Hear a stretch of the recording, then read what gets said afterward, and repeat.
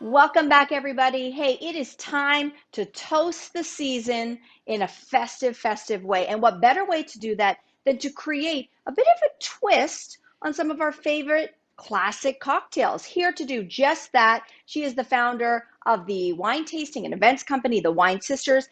Erin Henderson is back. We love when you're here, Erin. Welcome. Hi, ladies. I'm so happy to be back. Well, we're happy because your creations are just always so thrilling and they're so inventive.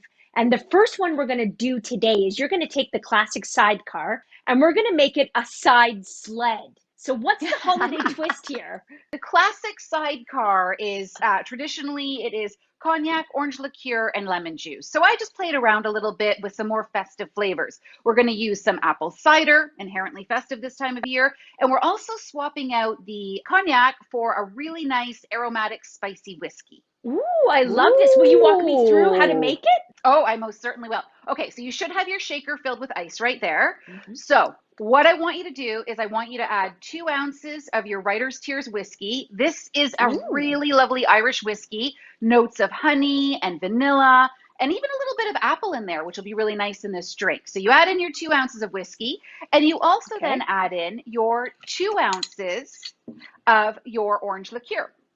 And then Oh, to that shaker, you're now going to add 1 ounce of your unsweetened and non-sparkling and non-alcoholic apple cider. So this should be available anywhere at this time of year.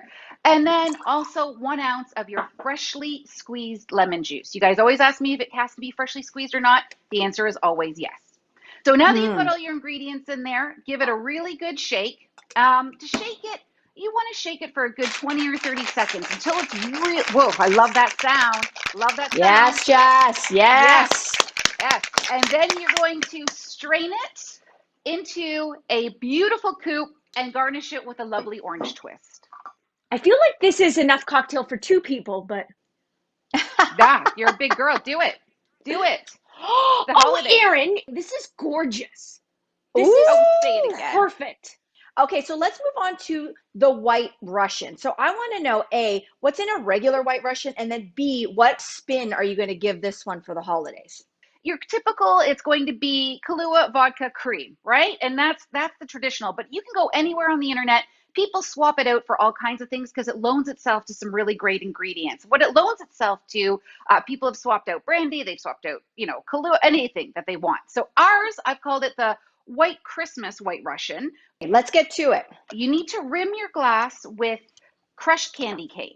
So I recommend you whir it up in a blender, get a nice fine powder, put a nice rimmer on there. So once you have your glass well rimmed, what you're going to do now is into your shaker. We're going local ingredients. So I've used the Wayne Gretzky cream liqueur, which I think is just Oh, delicious. hey, I was just in his Hey, right? hometown. Can I free pour? Let it rip. Mel. I would suggest an ounce and a half, but you do what you feel is best. An ounce and a half of the cream liqueur, and we're also staying local with our vodka. This is a peppermint vanilla vodka from Beatty's, which is Alliston-based distillery. So you add in that as well. Ooh, smells good. I know, Oh right? my. Peppermint, the holidays, hand in hand. And then you're going to put in an ounce of the cream. Now, Mel, you and I both are don't really necessarily do with the dairy right now, so we're going to No, use coconut milk. But people at home, they can use full cream, half and half, whatever you want. I don't have my shaker, so I've got my fancy mason jar. That's perfect. I love that as a bar hack. Use what you've got. Put that Okay. into your rocks glass, and that is your white Christmas white Russian. Oh, Oh my gosh. Oh my gosh, that is so good. Yeah. Yeah, I really like this one. And I like because the peppermint lightens up all that richness of the cream. I think it's Ooh. fantastic. Mel, that looks so good, but now it's my turn. Erin, you're going to show me how to make a pomegranate citrus spritz. Will you tell Mm. me why this puts you in the festive spirit?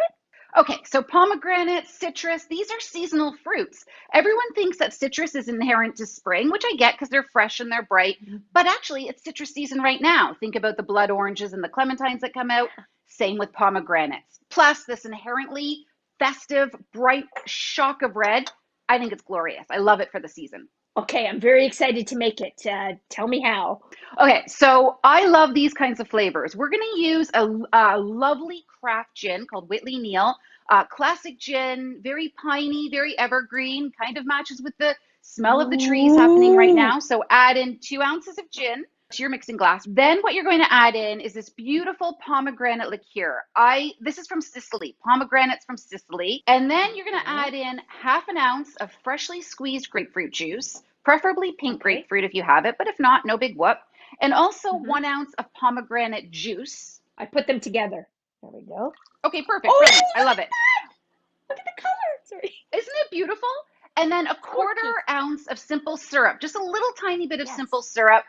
If you're somebody who has a greater sweet tooth, you can go up to half, but you and I prefer things not as sweet. So a quarter ounce of simple syrup. Give it a really good stir. And what I love about this, we've got those pomegranate flavors that offset the gin flavors. And you're going to top it with a bit of some of that more Oh, piney flavored yeah. tonic water. Come And you're going to on. garnish it with a fresh mint sprig and sprinkle a little bit Oh, of pomegranate arils. Arils?